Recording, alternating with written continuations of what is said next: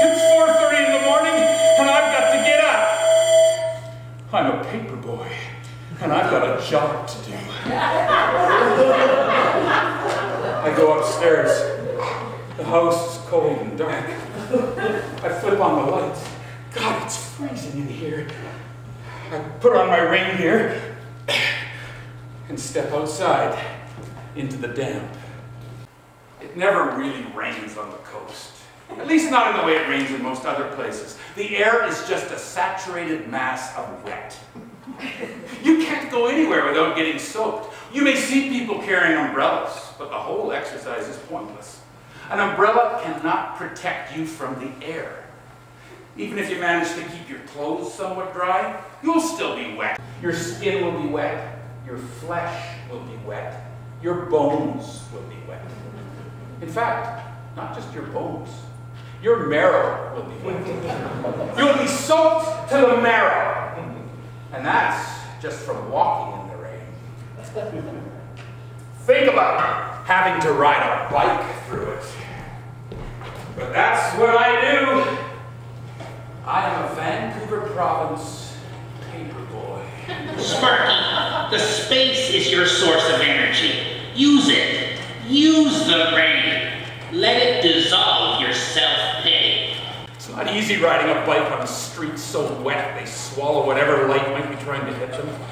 Streets so dark even your shadow is afraid to follow you. You can't see a thing and nothing can see you.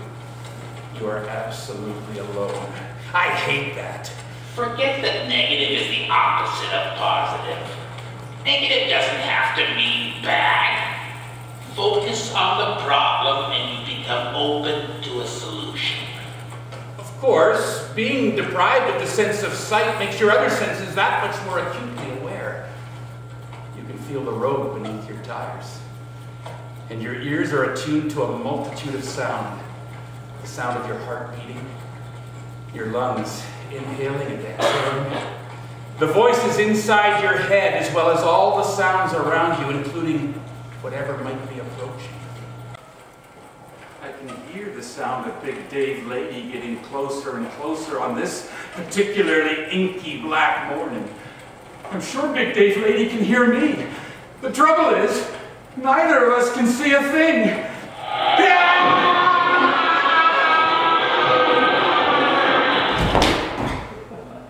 Hey kid, are you okay? Oh yeah, I'm okay. You? Yeah. Listen, kid, you better count your papers and make sure you got enough to finish your route. Oh, hey, yeah, that's good advice. I guess you've got lots of good advice like that, being Big Dave Lady and all. Whatever. He leaves. And I am alone in the dark again. I listen to the sound of Big Dave Lady's retreating bicycle, getting softer and softer as the darkness between the two of us slowly increases. Did that just happen? We know that sound travels at a certain speed. Basically its own speed, the speed of sound. And as it travels, its volume slowly diminishes. But does it ever really stop? Could it be that all sound continues to travel around the globe, around and around and around, forever revisiting us when we can no longer hear it? Was he just here? She says I can't see you anymore. And then there's that song. I hear it. I can't get it out of my head and it scares the hell out of me. A kid in my class has died. It's the first time I've seen anyone in a coffin, let alone someone my own age, someone I know. It doesn't look like him. They've got him wearing makeup. This whole thing creeps me out. The funeral home chapel, the wailing coming from behind the curtain, and the kid in the coffin, just lying there, eyes closed, not moving. I keep I can't get those images out of my head, and I keep hearing the song. It haunts me whenever I'm alone in the dark. I can't see you anymore. Was he just here? In the early morning hours, on the dark, damp streets of December, images of my own mortality cling to me like a wet winter coat. I don't know what to do! Become a child, an infant. Get back to Borneo. Get back to a time when you could confront your fear. Fear? Fear? I see an incredibly dark place. I am drawn to this place. It is a place of rich interaction, intense fear, but uncontrollable excitement. Ready? I gotta hide! Ready or not, here I come. I hear my sister coming down the worn wooden staircase. I hold my breath and try not to fall victim to her hilarious bathroom humor.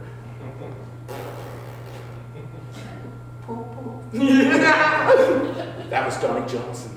A fart joke will get him every time. He's done for. I can hear my sister swishing the mop around in the bucket of piss and moving slowly and surely toward the sound of Donnie's giggling. My heart is pounding in my chest. If I let out so much as a peep, she'll be coming in my direction. Wait a minute. Sparky, what is this? A game? If it's hide and seek, then just play the damn game. Don't mess it up with mops and buckets. No, Paul, it's our game, our version, Stinky Mop. It's the perfect game. Viola said to simply play the game and the rules would sort themselves out. If you say there's only one way to play hide and seek, then it becomes technique. Technique spells death, right? This game, our game, is a rehearsal into the interactions of life. Fear, excitement, anger, grief, even death. You're in your head. Get back to Borneo and discover the unknown. Unknown to our parents. They mustn't know. It's a secret, our secret. If they find out, they'll be disgusted. We'll get spankings. And they'll take away the game. The game, Paul, the game! Well, all right. Discover the space. When you bring space into existence, you come into existence. I'm into space. And this space is a dark cellar with no windows. There's room enough for a furnace and a washing machine. Although the space is small, my parents have crammed their missionary steamer trunks into it. This is my bedroom. This is where I sleep. There are homemade bunk beds in the corner. My brother sleeps in the bottom. I sleep on the top. We piss in the bucket because it's too dark and too dangerous to make our way up the staircase to the bathroom. Reflect where you are. Don't tell. Shh. She's very close. She doesn't want Donnie. He's too easy. She pushes the piss-soaked mop in his direction just to warn him. Ah! Donnie's scream adds to the building tension. I'm scared. She can smell my fear. She knows where I am. Make yourself smaller. How? Transformation. Let yourself shrink. Restructure your skeleton. You're shrinking. Reshape your forehead, your nose. You're a mouse. A mouse in hiding. Take little mouse breaths. See through your mouse eyes.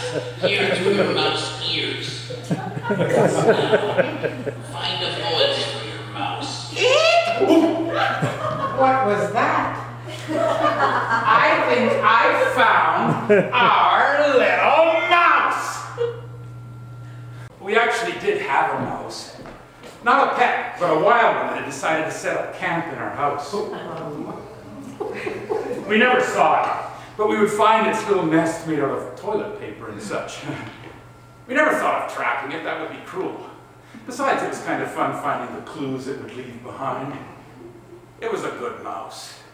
It didn't leave its turds all over the countertops like the mice of today. I don't think it ever even tried to steal any of our food. It just made nests in interesting places. When we finally did lay eyes on it, it was dead. It fell into an open can of yellow paint and drowned. We were all very sad. Poor little mouse. Here it comes. I'm dead. Stinky Mop! Stinky Mop! Ha! I'm drowning in yellow paint! When faced with death, even a little mouse puts up a fight. Explore that. Heighten that. You're asking for it. I'm gonna get you! Bring us along. Involve the audience as a fellow player. Show us where you are. I'm older now. I'm bigger and stronger. I can hold my own against any of my siblings. My sister has taken my records and won't give them back. Now she's run into the bathroom and locked it. I'm blind with rage. I kick and I kick and I kick. Slow motion. Let Let the space think. I see my foot hit the door. I see the crack forming. I can't stop myself. I kick again and again and again. My foot goes through. I stop and stare at the hole I've made. I'm disappointed in you, my father. This is not our house. No, it belongs to the church. I hate that we have to live in a parsonage. Like we're the house for the parson. Like we're some charity case beholden to the benevolence of the community. You're going to have to replace that door, and you will pay for it with your own money. That's why I now have to get up in the middle of the night and deliver newspapers 6 days a week, 52 weeks a year. I need a break. I need to find somebody to take over my route, a substitute Paperboy. I'm stuck. I can't find anybody. So I decide to ask Rick Janke. The Jankes live beside the church, and their house and property have long been an eyesore and an irritant to many a Sunday morning worshiper. The Jankes don't associate with other people. They're not only mysterious, they're dangerous. A Janke is a different breed of human altogether. At night, they hang out in their backyard, a yard filled with abandoned vehicles and other useless pieces of machinery gathered around a large bonfire. Their house is decrepit and eerily spooky, like something Norman Bates might have lived in. It's 4:30 in the morning, and I'm fumbling blindly through the musty labyrinth that is the Janke house basement. Rick was supposed to have met me so I could teach him the route. Obviously, he's overslept. Now I've got to find him and wake him. I'm scared. It's dark as pitch in here. I can't see a thing. I have to feel my way as I go. What if this is where the Jankes keep their dead? What if what I'm touching are the corpses of all those who have been tortured here over the centuries? Deeper and deeper I go into the dark maze. I couldn't find my way out now if I tried. I'm gonna die down here. I feel a body. Ah! Rick! Wake up! We've got papers to deliver! He switches on the light, pulls on his pants, and within minutes we're back outside. Now all I have to do is teach him the route, and I've got myself a substitute. Sparky, no one teaches anyone anything. We learn through experience and experiencing. Well, in my experience, communication through language is a given. Rick Janke seems to have his own language, or else it's a special Janke kind of language. In the quiet of this early morning, I have no trouble hearing him. I just can't understand a thing he's saying. Liberate yourself from having to attach specific meaning to sounds. Know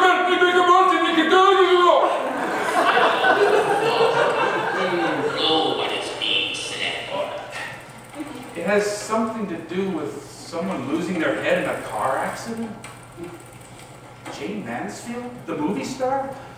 I'd heard she had died, but I was sketchy on the details. That which is not yet known comes out of that which is not yet here. Can that be right? Was she really decapitated? I feel a shiver run up and down my spine as we bike to the next house. You see, in a couple of years, Rick Janke will turn 16 and get his driver's license. Not long after that, he'll lose control and plow into the back of a semi-trailer that's slowed down behind a truck spraying mosquito fog. Big Dave Lady told me he was decapitated. Perhaps Rick Janke, like Billy Pilgrim and me, had become unstuck in time. Maybe on that July morning in 1967, rather than telling me about Jane Mansfield's death, he was sharing with me visions of his own. You see, he has to tell somebody, and at this moment in time, I'm the only friend he has.